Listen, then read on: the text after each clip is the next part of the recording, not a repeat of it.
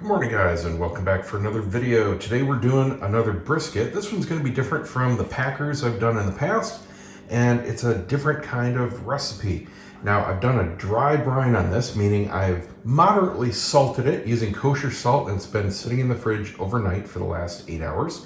And you can see some of the liquid pulled out, and that's all that's been done to it other than trimming it up. You can see I've removed the huge chunks of fat, but there's still a good amount on there, and the flip side is the same. So we're going with a sweet and spicy rub, pretty similar to how I do my pork ribs, except very different proportions. So we're doing a 1 part onion, chili, and cayenne to 2 parts brown sugar and garlic to 3 parts coarse brown black pepper. Now, unfortunately, I ran out of my peppercorns. I usually grind my own, so I had to go out and grossly overpay at the grocery store this morning for this little jar here, but that's what you gotta do. And I'm gonna probably use half of that. That was probably 5% of this entire project, just that 1 bottle of pepper. I love Sam's and Costco for getting these huge commercial size jars of pretty much everything. My entire cabinet is filled with them. They're awesome. So let's get this mixed up. We're just gonna apply it right on. Nice and heavy. You want a nice thick coat so that you're not seeing through to the meat. And you should have nice coarse pepper all over it. It's not a Texas style where it's pretty much just salt and pepper. I've done a bunch of those, and you know, they taste good, but I like to switch it up. So let's get this all done. Here's our rub all put together. You could pre-make this and put it in a shaker, or I just use Ziplocs, and I use 1 tablespoon per pound to actually put it on the meat.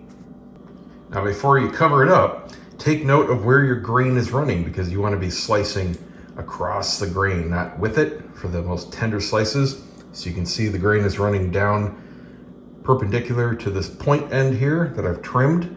I like to trim off the kind of gray bits, depending on when you get your cut. They're either going to be gray or just a little drier. I just like it nice and fleshy. So I'm going to use this as my reference point. If you need to trim off a corner to mark your start, however you want to do it, that's fine. Just make sure you know that when it comes off, you're going to have a point of reference. So I'm going to start from this pointy corner and make my slices all the way back. And of course, if it were a packer, you would have the point starting about here, and it's stacked the other way. So you would want to stop somewhere around this point and switch your cut up. Now you literally want to rub it in, get it to its nice absorption point, so you still have some loose rub on the top. You don't want it completely oversaturated. So go easy, apply it towards the middle, spread it out towards the ends. And if you want to change up your rub, if you want to add more pepper, now is the time.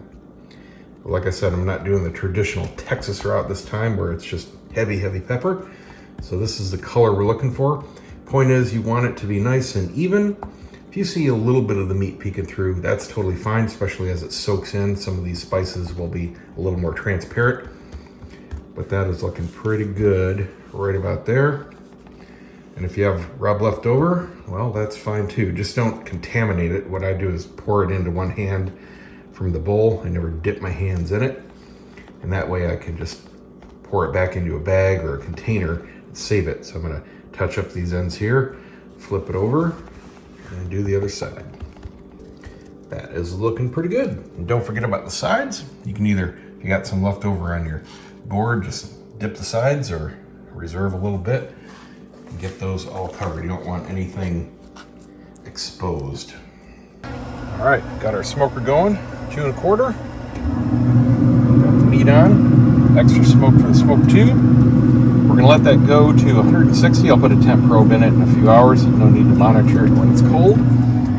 It'll hit the stall somewhere around there. And then we'll wrap it in peach paper, take it up to 205, do the jiggle test, and then put it in a cooler for 3-4 hours. Doot doot. And several hours later, we've just hit 165. I'm gonna wrap it here in peach paper. It's my wrap of choice. I've done them naked before. That's fine. They're definitely juicier wrapping them in something. I've tried foil, and that is way too mushy for my taste.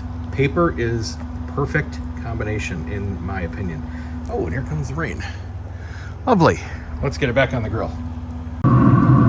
nice tight wrap, temp road back in on the cool side, and we'll come back when it's about 2:05. So we had 6 hours on the grill.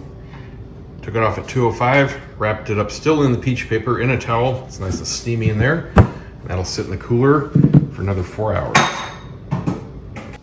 All right, we're rested. Let's take her out. Let's see what we've done with our day. Oh, I need 2 hands, that's heavy. That looks and smells delicious. So here's the corner we're gonna be starting at. I'll trim the end off just because that'll be the most done, and start slicing up. Oh yeah, this is gonna work. So I definitely prefer the packer because I love the point, but it's just so huge. I give it away to my parents, give it away to my brother, the wife and I eat it, and I still end up throwing meat away after several days. So we got it nice and juicy. Flats don't have a ton of fat, but it's all rendered out very nicely in there. Let's do the flop test. Get over there.